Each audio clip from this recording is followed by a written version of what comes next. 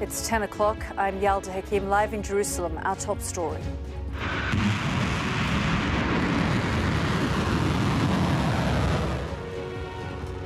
Iran fires ballistic missiles at America's biggest airbase in the Gulf, which houses thousands of soldiers.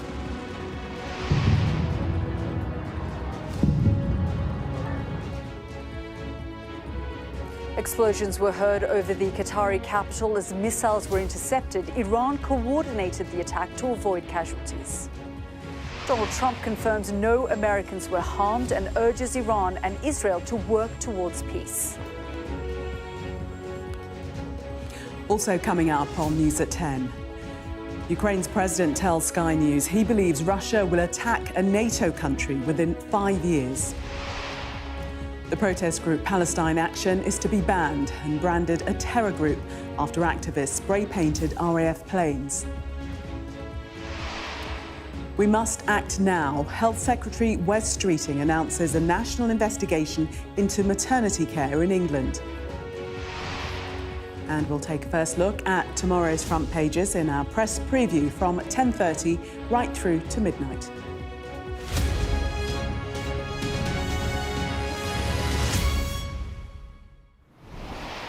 Good evening from Jerusalem, where the threat of a wider war in the Middle East escalated today. After US forces bombed 3 Iranian nuclear sites, Tehran responded by sending long and short-range missiles towards America's biggest base in the region. Iran described it as a mighty and successful response to America's aggression, but did warn Washington and Doha before the strikes. The missiles were intercepted over the skies of the Qatari capital and no casualties or damage has been reported. They headed for Al Udeid, one of about 19 US bases across the Middle East, which together hosts around 40,000 personnel. Just outside of Doha, it houses the forward headquarters of US Central Command and was visited by Donald Trump just a month ago. Sky's International Affairs editor Dominic Waghorn has tonight's first report. After 2 days keeping the world guessing, Iran launched its retaliation. Operation Glad Tidings of Victory, sending ballistic missiles on their way. High over Qatar, they were intercepted, one after another. Iran's target, America's huge airbase there. A direct response aimed squarely at US assets.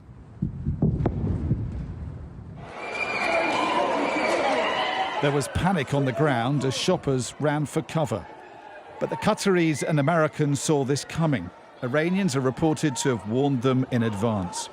Retaliating but avoiding casualties, perhaps, and further escalation. Suddenly, I see people rushing out the gym and I run out and then we see just missiles flying both ways. It was coming one way first and then they looked very close, but they weren't. And then suddenly there were, I think, the interceptors coming in from the other side. So everyone started rushing home. A little bit of panic on the streets, people quickly flashing, breaking signals, trying to get to their loved ones. President Trump visited the Al Udeid airbase in Qatar only last month. He will now decide how he responds, a potentially fateful decision. Because the situation in the region could not be more combustible. This was Tehran today. Massive clouds of dust and smoke as Israeli jets launched strike after strike across Iran's capital city. 100 bombs in 2 hours, and with them a clear sense of mission creep. Not just military targets, but the buildings and organisations that underpin the Ayatollah's control of their country, including Evin Prison, where political prisoners and foreign nationals have been held. Iran sent its foreign minister to Moscow to seek support, hoping for more than warm words from Russia's president. The absolutely unprovoked aggression against Iran has no basis and no justification. The Iranians can protest at the legality of Israel and America's actions all they want. These aggressive actions by Israel and the US are completely illegitimate and violate international rules and international norms. But site by site, Iran's capabilities are being destroyed. How comprehensively, though, is not clear. Most of all at Fordo, where they were buried most deeply.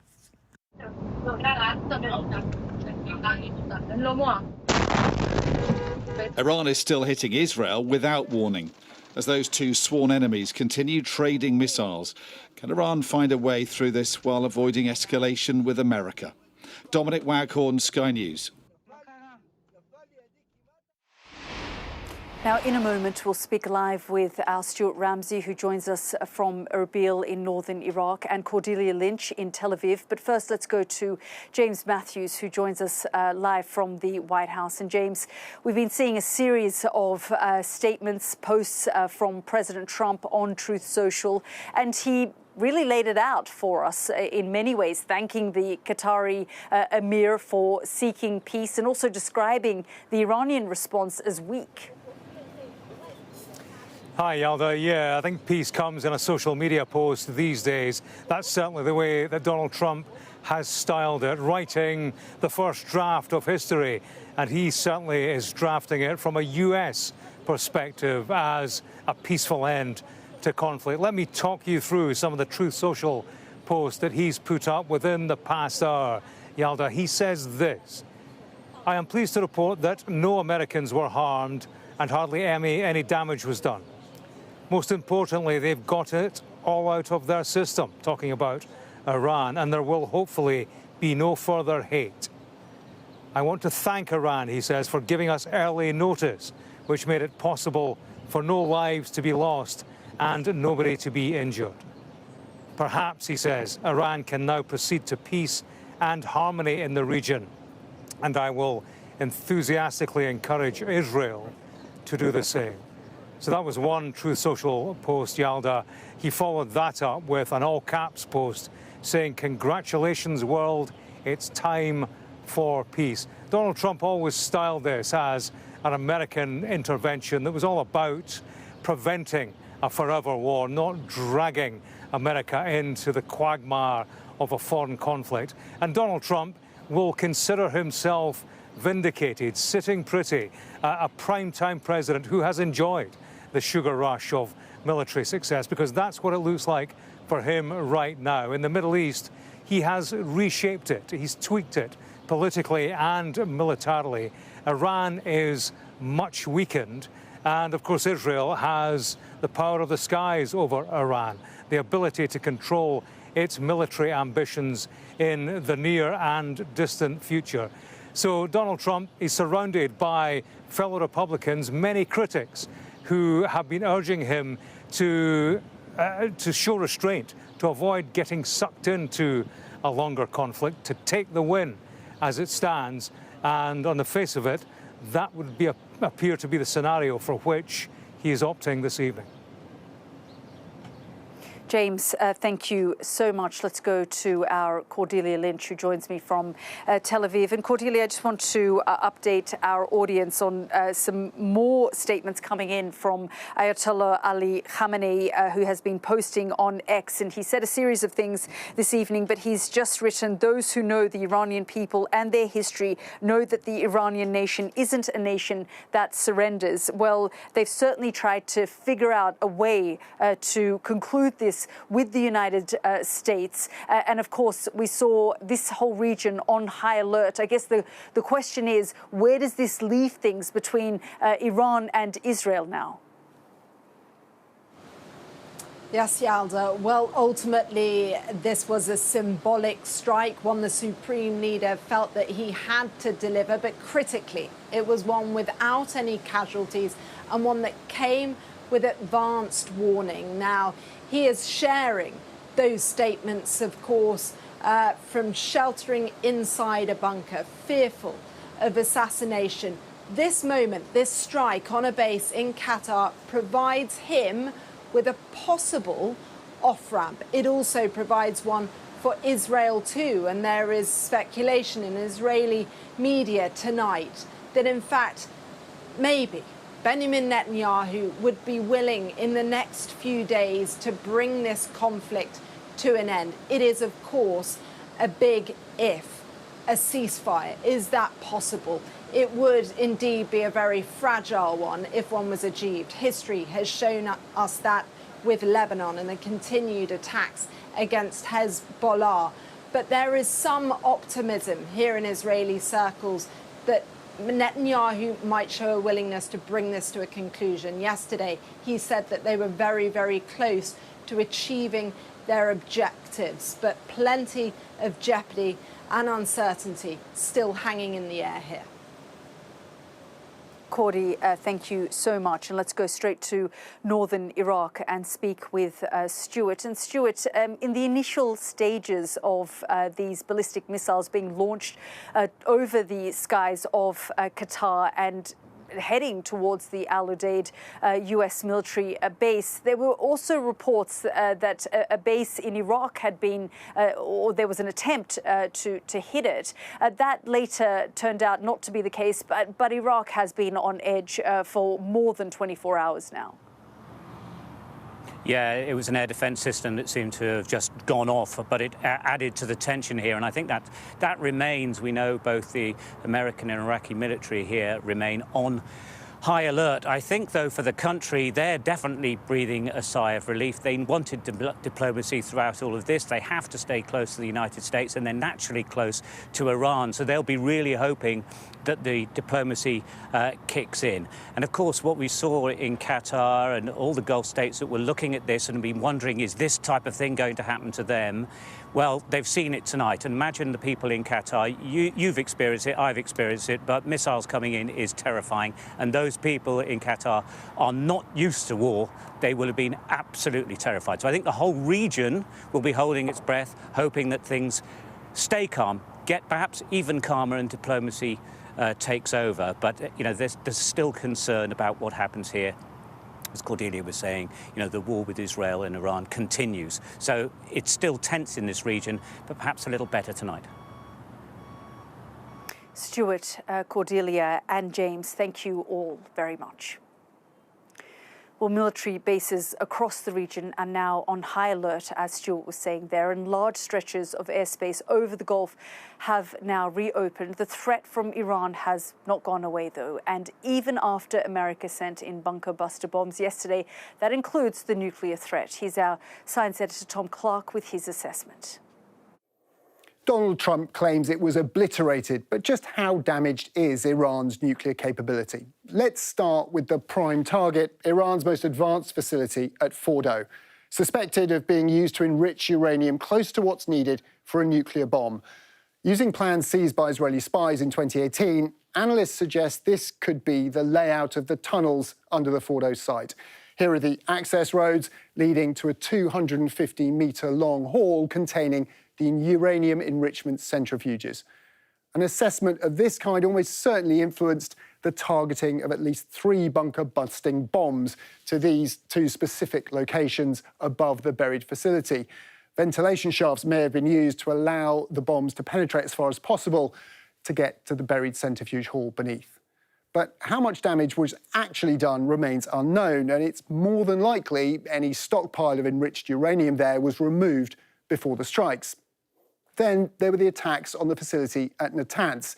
Israeli raids, we've outlined here in orange, almost certainly targeted surface buildings, including stores of enriched uranium.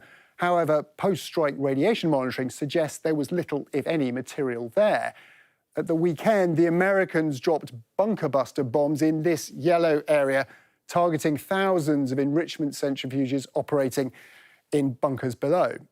Then there's the Isfahan complex. Again, Israeli missiles destroyed a number of buildings outlined here in orange last week.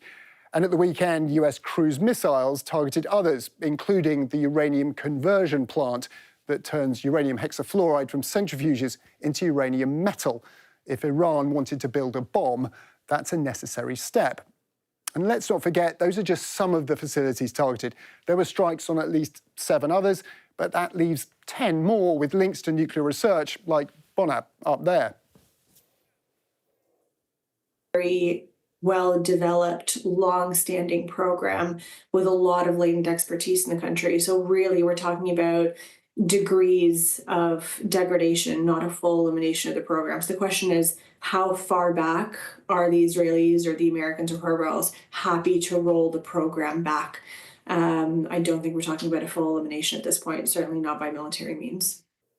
So Iran's nuclear program hasn't been obliterated. Its stockpiles of highly enriched uranium likely remain, and much of the expertise it would need to make a weapon. But what's still uncertain is whether Iran was about to make that step, and more worryingly, whether it may be now, given recent attacks by Israel and America. Tom Clark reporting there. Well, the first flight to evacuate British nationals left Israel today and has now landed in Cyprus. Let's discuss this further with our political correspondent, Amanda Akas, who joins us tonight from Downing Street. And Amanda, we know that British bases across the region have been on high alert, and there have also been questions to the Prime Minister about what kind of influence he has over Donald Trump. I guess, it's unclear if anyone really truly has the president's ear.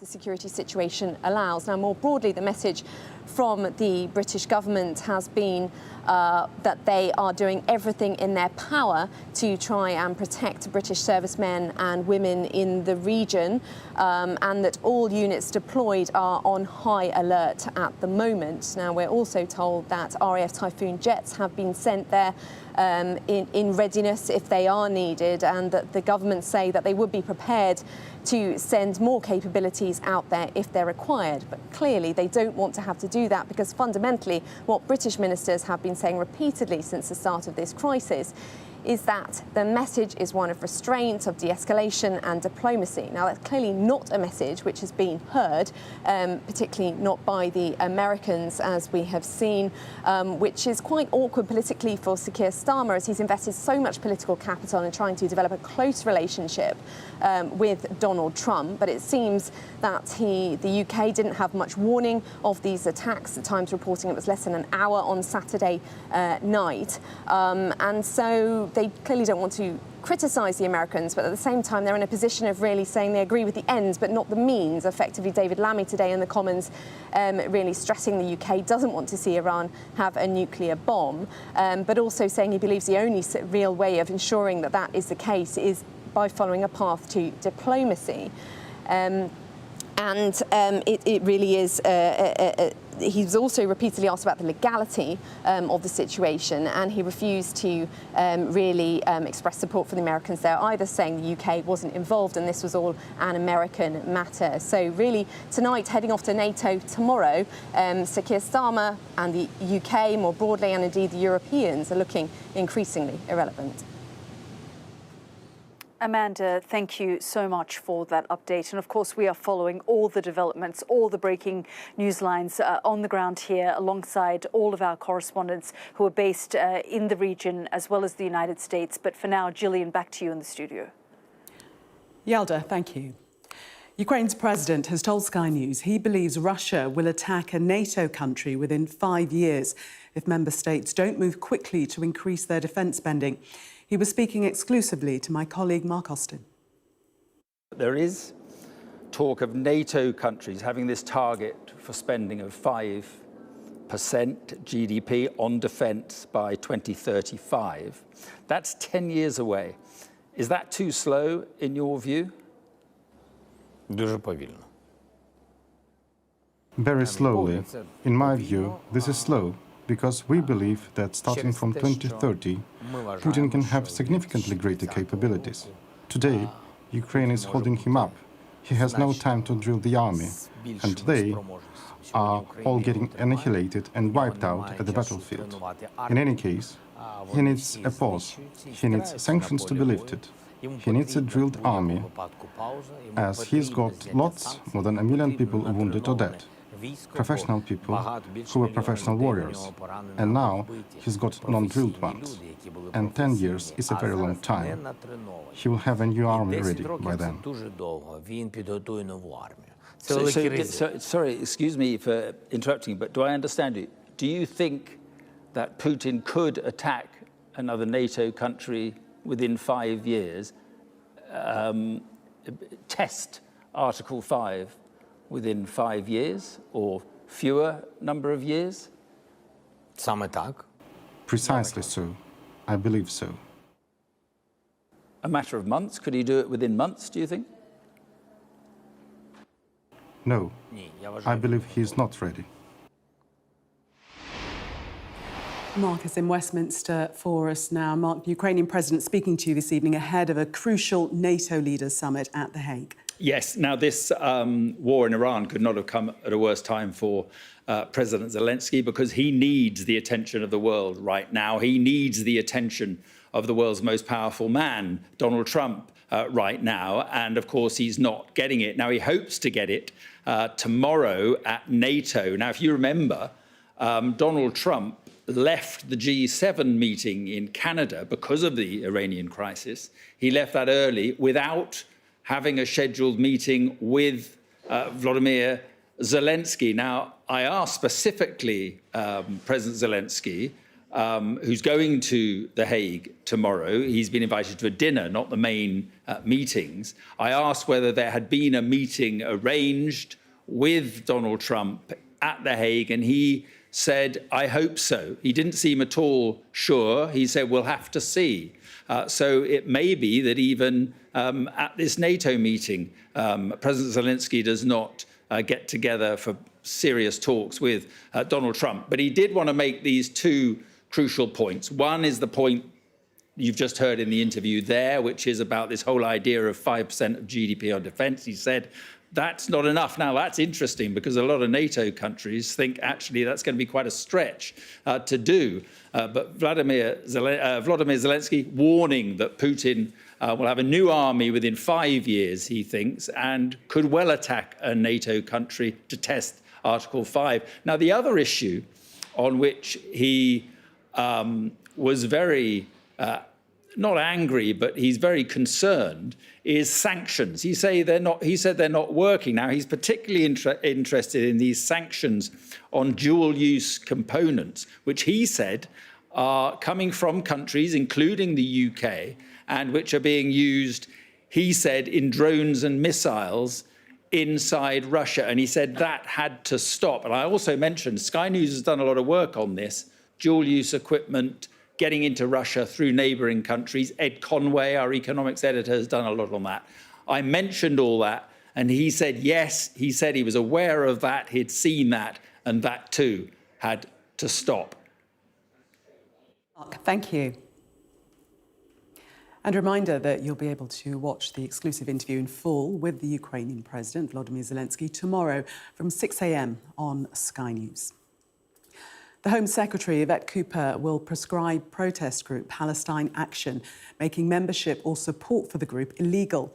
It comes after members of Palestine Action broke into RAF Brize Norton last week, spraying military planes with red paint. A spokesperson for the group says they'll seek a legal challenge to the action, which they described as unhinged. Our Home editor, Jason Farrell, reports.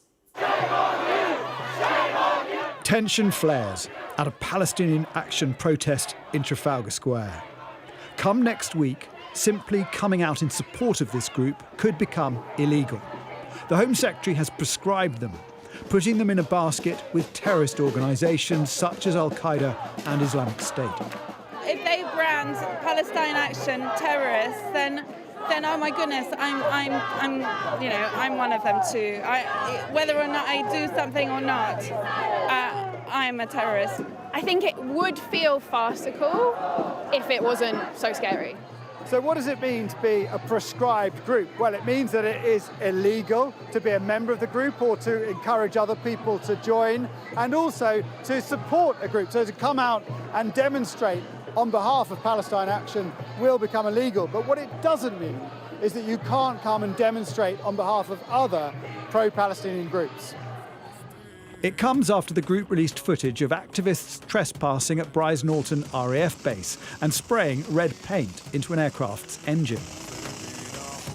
The government says this was just one example of a nationwide campaign of criminal damage against UK infrastructure and defence hardware.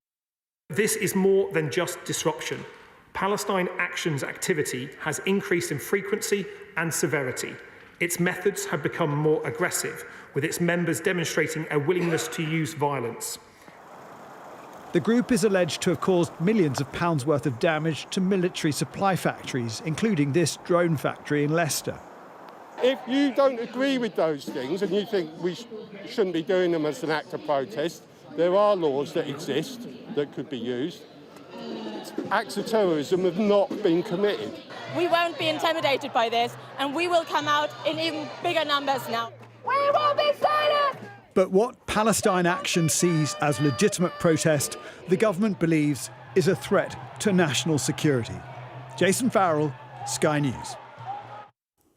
Sky News understands dozens of Labour MPs are planning an amendment to oppose the government's welfare bill as early as tomorrow.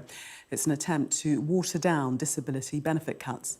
Our political correspondent Tamara Cohen joins me now. And Tamara, is this another rebellion brewing in Westminster? Yes, it very much is. Tonight it looks as if the government's plans to reform sickness and disability benefits, to cut billions of pounds from the welfare bill, are in very deep trouble. We knew there was a lot of anger about them, but tonight a reasoned amendment has been tabled, signed by, I understand, nearly 100 Labour MPs. That's enough to defeat the government if it came to a vote next week. They say that they're concerned that these would push many people into poverty. The government's own assessment says 250,000. They say the government needs to pause and delay to think about the impact on people losing some of those benefits, particularly personal independence payment, and how many of them would realistically end up getting employment. It looks as if the government will be forced into making concessions to those Labour rebels, and that would, of course, put Keir Starmer, who said the welfare bill is unsustainable, in the position of another U-turn, and would be difficult for the Chancellor, Rachel Reeves, who is helping to spend that money on other things. OK, we shall see. Tamara, thank you. Time now for a look at some of the day's other news. And former Minister Tulip Siddiq has accused the leader of Bangladesh of conducting an orchestrated campaign to damage her reputation and interfere with UK politics, according to a legal letter seen by Sky News. The Labour MP stepped down over links to her aunt, the ousted former Bangladesh Prime Minister, Sheikh Hasina. Speaking with our political correspondent, Rob Powell, she called the ordeal an absolute waste of time and money. The truth is that this is an absolute waste of time and money. It's an absolute waste of time and money on my side. It's absolute time and money on their side as well, in terms of the Anti-Corruption Commission and the people of Bangladesh. But one thing I will tell you, I will not be allowing them to drag me into their world of dirty politics. The Health Secretary has announced a new investigation into England's maternity services, saying they're failing. The rapid inquiry, which comes after a series of scandals, will focus on the 10 worst-performing maternity and neonatal units in the country. Affected families have said they believe the investigation will only reinforce the need for a full public inquiry. Our health correspondent, Ashish Joshi, reports. I knew that Harriet was dying a long time before she was born, and I also knew that there were problems in the way that my pregnancy had been handled from very, very early on. A mother's instinct told Helen something was wrong. Baby Harriet died 8 days after being born here at the Queen Elizabeth, the Queen Mother Hospital. Another family tragically failed in the East Kent maternity scandal. It wasn't just one thing that went wrong. She died because I wasn't well looked after in my pregnancy. Plans were not well made to care for me, given what had happened in the past. The Health Secretary has launched a rapid investigation into failing NHS maternity units to protect mothers and babies. We must drive real improvements in maternity and neonatal care, which will require clear direction, a change of culture, and for all of us to mobilise as a team to get this right. The investigation will be in 2 parts. The first will urgently investigate up to 10 of the worst-performing maternity and neonatal units. The full list is still being finalised, but it's thought to include NHS trusts in Sussex, Leeds, Gloucester, Mid and South Essex. The terms of reference will be finalised by July, and the report is expected to be published by Christmas. The second part will undertake a system-wide look at maternity care to create a national set of actions. This will take in recommendations from previous maternity inquiries. Dr. Bill Kirkup is the author of 2 reports into maternity failings, one in East Kent and the other in Morecambe Bay. One of the mistakes that I made in 2015 was putting too many operational recommendations in and thinking that I could fix deep-seated cultural problems by doing that. It's much more deep-rooted, and I'm very glad that we now have a mechanism that will allow us to get to grips with that. You've met the health secretary, you've talked to him. Are you convinced that he can bring an end to this maternity scandal? I am encouraged by the energy and commitment he's putting into this, and that he will be chairing the task force himself. But checklists of actions don't create change. We don't want to have a long series of things that are trivial, that won't address the really core issues. Helen has heard promises before. She accepts that this plan is ambitious, but then everyone knows something must be done urgently to fix a broken maternity system. Ashish Joshi, Sky News. Police are appealing for help to find a violin worth £150,000 after it was stolen from a London pub. The 285-year-old violin belongs to a member of the Philharmonia Orchestra. Made in Florence in 1740, the instrument was described as priceless by violinist David Lopez Ibanez, who was enjoying dinner while it was stolen. CCTV images from the pub show a man making his getaway with the precious instrument. Well, that was Sky News at 10. Coming up, we'll take a first look at tomorrow's newspapers in the press preview. Tonight, we're joined by columnist and broadcaster Steve Richards and the Daily Mail's Whitehall editor, Claire Ellicott. Amongst the stories we'll be discussing, this on the front of the Daily Mail, its headline, "So whose side are you on, Sakir?" We'll be right back. Do stay with us.